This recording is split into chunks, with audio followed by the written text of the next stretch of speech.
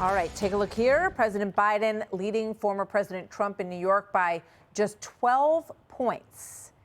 Now remember, Trump lost by 20 points in the last two presidential elections, okay? Those numbers according to the Fox News voter analysis. So the former president telling Laura Ingraham last night at their town hall in South Carolina that he thinks he has a chance in New York. And he may even hold a big campaign rally, even in Madison Square Garden. Watch this. I'm going to see about Madison Square Garden, and we're going to go to the South Bronx, and we're going to go to Queens and other areas. I think there's a chance to win New York. The people are very, very unhappy.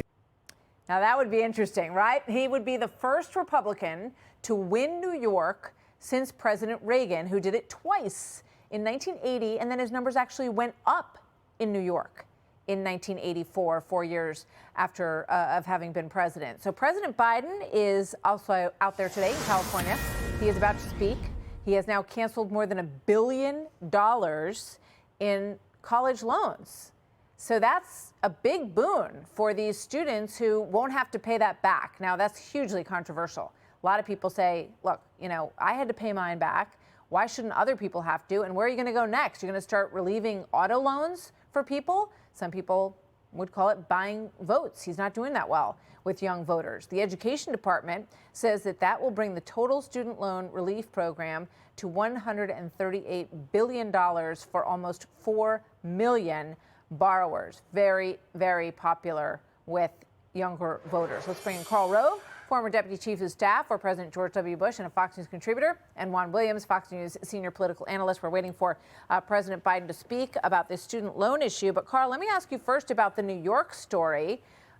Is there hope for a Republican presidential candidate, namely Donald Trump, in New York?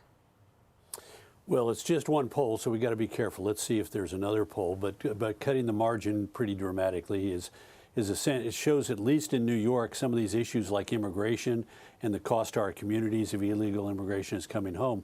Republicans came close in the governor's race last time around. I think it's a stretch in the presidential race, but I wouldn't be surprised if the numbers tighten from where they were 4 years ago, because New Yorkers have seen it up close and personal, what's happening to the city of New York budget, and they've seen all those flights coming into Westchester County at night, dumping people into New York. Yeah, what do you think about that, Juan? And what do you think a Madison Square Garden Trump rally would be like? Well, I guess all Trump rallies are pretty fun. He gets his base out there, and they're pretty enthusiastic folks. But in some ways, I guess from a Democratic perspective, you'd hope he would do it because it's going to be an expensive party. You think about the recent special election for George Santos's congressional seat. That did not go the Republicans' way. And you just look at all the kind of elections that have been taking place in New York State. And again, it would be an unlikely outcome. But again, I think what you've been pointing to, Martha, there are a lot of reasons for New Yorkers to be discontented at this moment. Yeah. When you look at this race, we spoke with Nikki Haley yesterday. She is determined to stay in the race, but I want to play an exchange that I had with her about her overall intentions as a candidate. Watch this. You said, no matter what happens on Saturday, you are in this race and planning to stay in it. But it raised a lot of questions from people about whether or not you would ever consider any sort of third-party race, because you said you don't want it to be either of those two guys. My focus right now is running in a Republican primary. It always has been. Karl, my focus right now is running in a Republican primary. It always has been. Well, look, she knows she can't be a candidate for president. There are too many states in the country that have sore loser laws. If you're running as a candidate in a party primary for president, in many states in the country, you cannot appear on the ballot as an independent or third-party candidate in the fall. She knows that. I think she's just focused on the here and now and isn't really want to get into the whole issue of what happens if you come up short.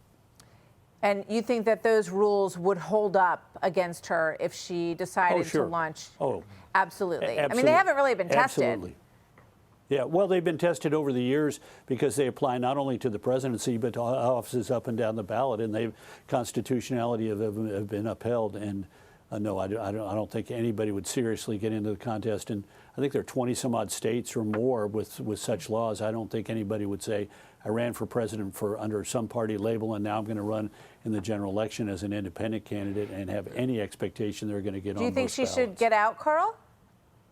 I think she should do exactly what she wants to do. I mean, look, we've had 3 contests, or 4 if you include Nevada, Virgin Islands, New Hampshire, Iowa, and Nevada, and it's we're at the start. She's entitled to do whatever she wants to do. Yeah.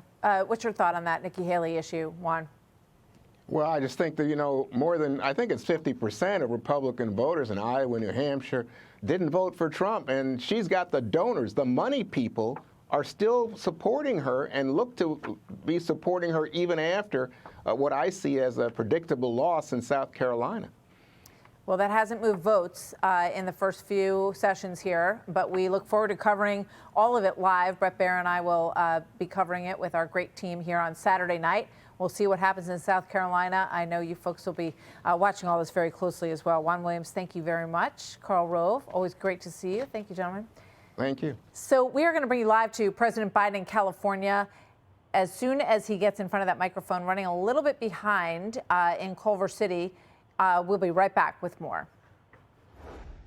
Hey, Sean Hannity here. Hey, click here to subscribe to Fox News YouTube page and catch our hottest interviews and most compelling analysis.